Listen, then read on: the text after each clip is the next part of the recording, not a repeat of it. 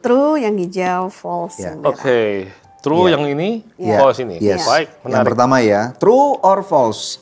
Menampilkan Tommy Wong. Yang pertama, status sosial itu sangat penting bagi Tommy Wong. Oke, silakan. Jabarkan.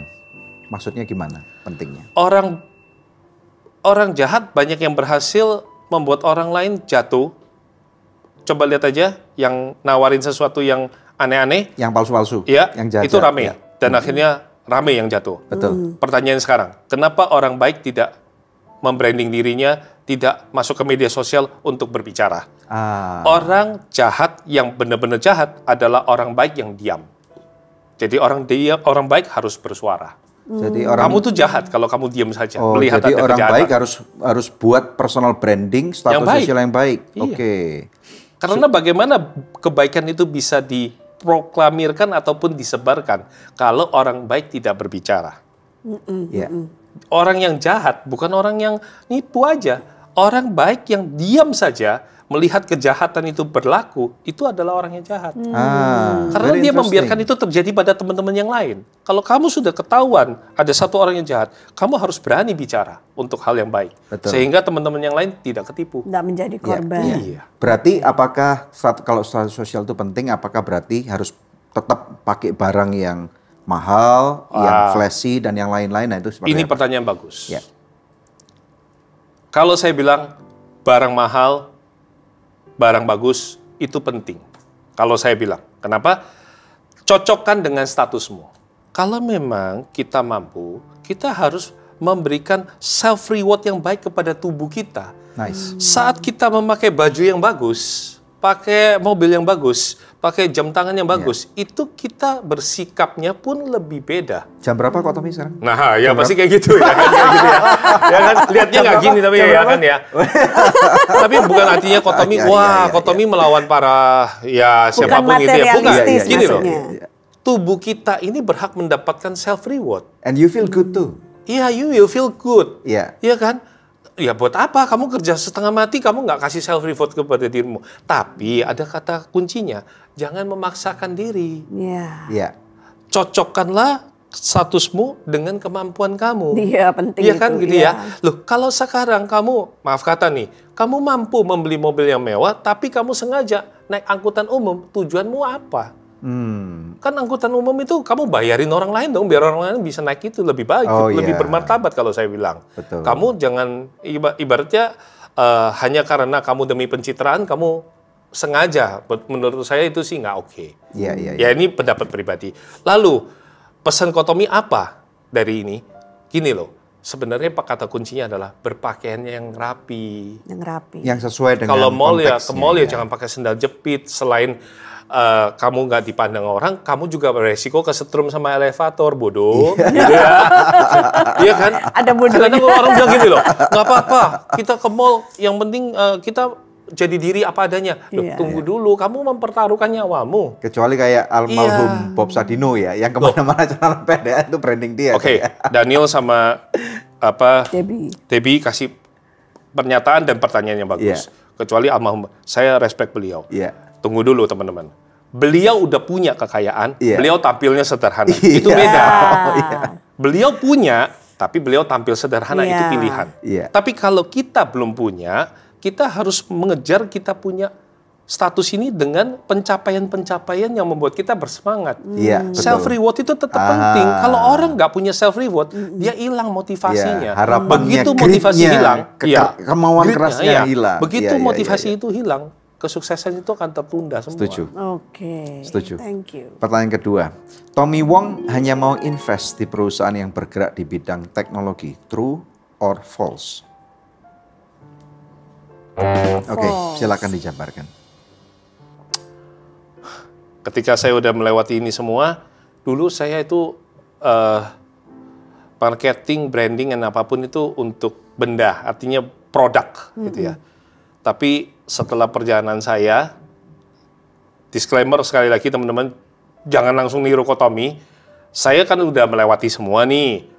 kalian juga nggak mau dong melewati apa yang saya lewati. Jadi gini loh, orang sering kali bilang gini, orang iri dengan hasilmu tapi tidak iri dengan perjuanganmu. Prosesnya nggak mau hasilnya gitu aja. Ya, aku nggak mau tancepin ini, aku nggak mau. Iya, nggak mau kan.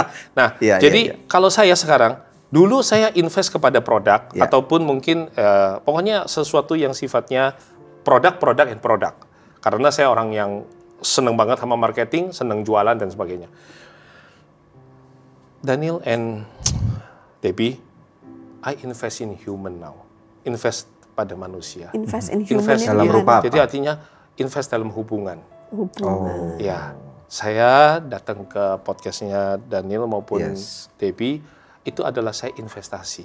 Saya selalu percaya kehadiran saya itu sudah Tuhan yang ngatur sehingga bisa memberikan hal yang baik buat teman-temannya Daniel maupun Debbie.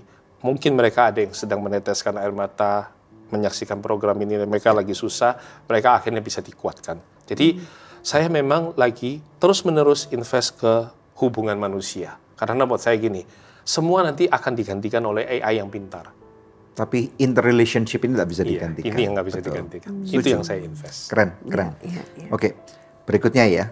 Tommy Wong memulai bisnis di usia 20 tahun. True or false? False. Bisa ceritakan? 8 tahun lah ya. Saya sudah bisnis, saya sudah Yang jualan koran itu ya, saya termasuk sudah bisnis. Iya. Itu pun sudah menjadi entrepreneur. Semestinya kalau ditanya, apa definisi entrepreneur itu bagi Tommy Wong? Orang yang tetap berusaha sekalipun dia bangkrut. Itu entrepreneur. Itu entrepreneur. Jadi kalau orang sekarang yang nonton lagi bangkrut dan mereka nggak berusaha bangkit, berarti dia bukan entrepreneur sejati. Itu kan artinya? Iya. Kalau kamu entrepreneur yang sejati, kamu akan mengerti. Kita ini bukan berarti pengusaha itu jadi bos seenak-enaknya. Bukan. Justru pengusaha itu yang terus-menerus 24 jam memikirkan usaha apa buat orang lain supaya bisa mensejahterakan hidup orang lain. Dan usaha apa supaya mempertahankan diri nggak jatuh bangkrut. Betul. Keren. Tambah repot malah sebenarnya. Iya. Keren. Berikutnya ya. Tommy Wong pernah tertarik ingin masuk ke dunia seni. True or false? Ya, benar. Bisa ceritakan, silakan. Saya dulu intip-intip tuh kalau orang di Sanggar Lukis, mereka almarhum Doyo Prawito itu salah satu guru saya di Surabaya, Sanggar Lukis.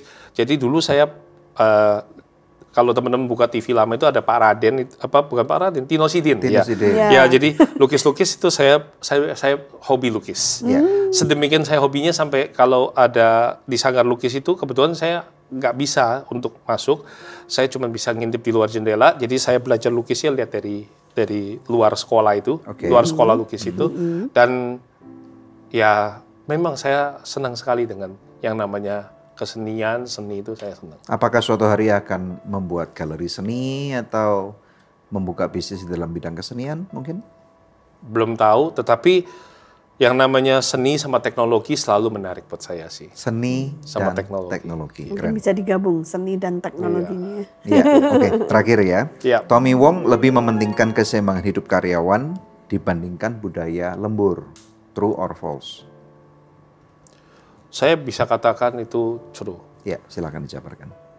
Ketika karyawan saya mayoritas Muslim ya, itu harus menjalankan ibadah di hari Jumat. Saya selalu memberikan mereka waktu. Tapi itu yang membuat salah satu brand benci banget sama saya. Because for them, boss is the God. Oh. Iya, boss is the God. Jadi saat kerja kamu nggak usah melibatkan Tuhan. Iya. Saat kamu kerja, bos lah yang menentukan. Dan saya dicaci maki, saya dianggap sebagai bos yang fail, nggak bisa ngatur karyawan, karena saya mempersilahkan karyawan saya yang Muslim untuk menjalankan ibadah Jumatnya gitu ya, sholat Jumat. Ya itu dia yang membuat cikal bakal di kemudian hari saya akhirnya juga bangkrut karena banyak hal yang menurut mantan saya tidak sepaham dengan saya.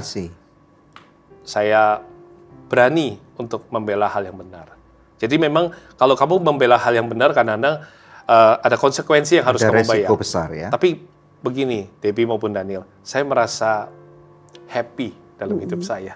Saya bisa melihat karyawan saya beribadah, saya happy. Saya melihat orang lain hidupnya baik, saya happy.